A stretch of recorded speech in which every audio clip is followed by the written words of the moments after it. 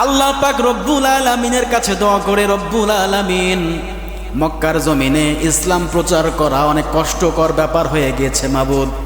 ইসলামের জন্য আপনি আবু জেহেলকে অথবা ওমর রাদিয়াল্লাহু তাআলা আনহুকে ইসলামের সুশীতল ছায়া তলে নিয়ে আসেন, ইসলাম প্রচার করা সহজ হয়ে যাবে।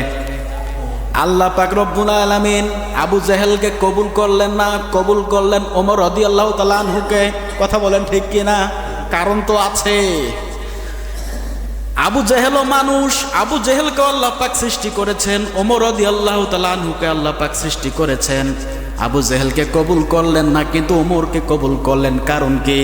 আবু জেহেল এমন ঘাড় দ্বারা মানুষ, কোরআনের বাস্তব কথাগুলো বললেও ওর পক্ষে যেটা মেলে আবু জেহেল মেনে নেয়, আর যেটা মেলে না আস্তে করে কেটে পড়ে আর বলে মুহাম্মদ জাদুকর, পাগল। কথা বলেন ঠিক কিনা?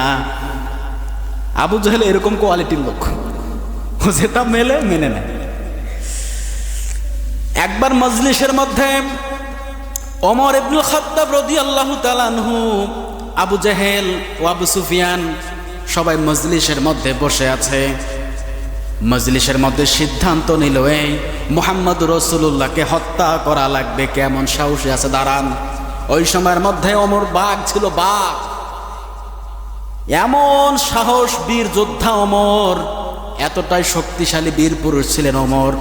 ওমর রাদিয়াল্লাহু তাআলা আনহু খোলা তরবারি নিয়ে দাঁড়ালেন আর বললেন, আজকেই আমি মুহাম্মদ রাসূলুল্লাহর মাথা কেটে আনবো। বলে নাউজুবিল্লাহ। ওমর খোলা তরবারি নিয়ে চললেন, আল্লাহ রসুলকে হত্যা করবে। চিন্তা করা যায়, আল্লাহ রসুলকে হত্যা করবে ওমর। ঘোড়া নিয়ে তরবারি নিয়ে আবু হযরত ওমর চলছেন, নবীজি সাল্লাল্লাহু আলাইহি সাল্লামকে হত্যা করবে, তার চিরচ্ছেদ করা হবে, শির মোবারক কেটে নেওয়া হবে। যাচ্ছে, হঠাৎ করে তার একজন বন্ধুবর ছিল, উনি ওই সময় ইসলাম গ্রহণ করেছেন, নাম হচ্ছে সাদ ইবনে আক্কাস রাদিয়াল্লাহু তাআলা আনহু। ওমরকে ডাক দিয়ে বলছে, ওমর কোথায় যাও? হযরত ওমর ডাক দিয়ে বলছে, মুহাম্মাদের মাথা নিয়ে আসবো, যতক্ষণ না পর্যন্ত ওনার মাথা কেটে না আনবো আমি শান্তি পাবো না। ইসলামকে ব্যবহার করে মক্কার জমিনে ফিতনা সৃষ্টি করছে। বলে নাউজুবিল্লাহ। সে ওমর এখন দেখেন কোথায়। সাদ ইবনে ওয়াক্কাস বলছে, আগে নিজের বাড়িতে সামলাও, তোমার ভগ্নিপতি, তোমার বোন দেখো ইসলাম কবুল করে বসে আছে, আর তুমি মুহাম্মাদের মাথা কাটার জন্য যাও। হযরত ওমর বলছে, কি সত্যি নাকি এমনটা? বলে হ্যাঁ। যদি এমনটা হয় যাচ্ছি বাড়ির দিকে। আল্লাহর নবীর দিকে না গিয়ে হযরত ওমর বাড়ির দিকে চলে আসলেন। নিজের বোন ফাতিমাকে ডাক দিচ্ছেন, বোন ফাতিমা বাড়িতে আছেন নাকি? এদিক থেকে ওমর ঘরের মধ্যে প্রবেশ করার পূর্বেই সূরাতুত তাহার আয়াতগুলো শুনতে পাচ্ছেন। ওখানে খাব্বাব রাদিয়াল্লাহু তাআলা আনহু সেখানে ছিলেন, ঘরের মধ্যে ছিলেন। ওমরের কণ্ঠ শোনার সঙ্গে সঙ্গে তার বোন ফাতিমা রাদিয়াল্লাহু তাআলা আনহু স্বামীকে সামনে বসিয়ে রেখে খাব্বাব রাদিয়াল্লাহু তাআলা আনহুকে লুকিয়ে রেখেছেন, আড়াল করে রেখেছেন, যে না জানি ওমর ঢুকলে অবস্থা খারাপ করে দিবে, যেহেতু আল্লাহ রাসূলের সাহাবী। এবার ওমর দরজা ভেঙে ঢুকেছে, অথবা দরজাটা খুলে ঢুকলো। ডাক দিয়ে বলছে, তোমরা কি পাঠ করেছিলে এতক্ষণ? বলো। তোমাকে বলবো না। হযরত ওমর এবার বোন জামাই ভগ্নিপতিকে আঘাত করা শুরু করলেন। জড়াজড়ি শুরু হয়ে গেল, একটা মারামারির পর্যায় সৃষ্টি হয়ে গেল। একটা সময় দেখা গেল তার আপন বোন ফাতিমার কপালের মধ্যে আঘাত লেগেছে, রক্ত ঝরছে। হঠাৎ করে হযরত ওমর শান্ত হয়ে পড়লেন, এত মার দিচ্ছি তারপরে ইসলাম ছাড়তে চাও না, কারণ কি? বলে হ্যাঁ, আমরা ইসলাম গ্রহণ করেছি, আমাদেরকে তুমি যদি হত্যাও করে ফেলো ভাই ওমর, ইসলাম থেকে এক চুল পা পিছু পা হব না। তার বোন বলছে। ওমর হঠাৎ করে শান্ত হয়ে গেলেন। যখন শান্ত হয়ে গেলেন, ফাতেমা বুঝতে পারলেন, তার বোন বুঝতে পারলেন, বোন জামাই বুঝতে পারলেন কি ব্যাপার, ওমর তো শান্ত হওয়ার কথা না। তার মানে হয়তোবা হেদায়েত ঢুকিয়ে দিয়েছেন কে? খাব্বাব রাদিয়াল্লাহু তাআলা আনহু লুকিয়ে লুকিয়ে সব দেখছেন। খাব্বাব রাদিয়াল্লাহু তাআলা আনহু জানেন গতকালকে মুহাম্মদুর রাসূলুল্লাহ আবু জাহেল অথবা ওমরকে কবুল করার জন্য বলেছেন। আমার মনে হচ্ছে আবু জাহেলকে বাদ দিয়ে রব্বুল আলামিন ওমরকে কবুল করে নিয়েছেন, বলে আল্লাহু আকবার। এবার খাব্বাব রাদিয়াল্লাহু তাআলা আনহু লুকালেন না, আর বের হয়ে আসলেন। বের হয়ে এসে বলে, ওমর কি বলতে চাও?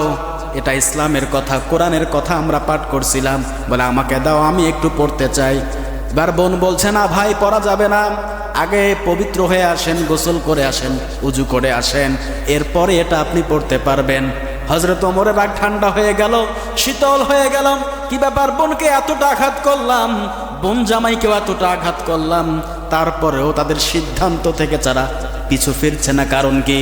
সূরা তহার কয়েকটা আয়াত তেলাওয়াত করা হলো। হযরত ওমর রাদিয়াল্লাহু তাআলা কেঁদে ফেললেন। তিনি বুঝতে পারলেন এতদিন যাহা করেছি রাগের বশে করেছি, বীরত্ব দেখিয়েছি, ক্ষমতা দেখিয়েছি, বেশি শক্তি দেখিয়েছি না, আর দরকার নেই। ও বোন জামাই, ও খাব্বাব রাদিয়াল্লাহু তাআলা আনহু, আর আমি দেরি করতে চাই না, এখনই আমাকে মুহাম্মদ রাসূলুল্লাহর দরবারে নিয়ে যাও, বলে আল্লাহু আকবার। খাব্বাব রাদিয়াল্লাহু তাআলা খুশি হয়ে গেলেন, বোন খুশি হলেন, জামাই খুশি হয়ে গেলেন। এবার হযরত ওমর আল্লাহর নবীর দরবারে যাচ্ছেন ইসলাম কবুল করার জন্য। ইসলাম কবুল করতে যাচ্ছেন, কিন্তু তার হাতের মধ্যে এখনো খোলা তরবারিটা কিন্তু রয়েই গেছে, ফালায় নাই। সাহাবেরা ডাক দিয়ে বলছে, ইয়া রাসূলুল্লাহ, ইয়া হাবিবাল্লাহ, ওমর কিন্তু এদিকে আসছে, বাধা দিবেন না। যদিও একবার কোন রকম বেয়াদবি করে, ওর মাথা এনে আপনার পায়ের সামনে এনে ফেলে দেব, অনুমতি দেন। আল্লাহর নবী বলছে, সাহাবীরা শান্ত হও, শান্ত হও, ধৈর্য ধারণ কর। ওমর চলে আসলো, কোনো কথা বলা নাই।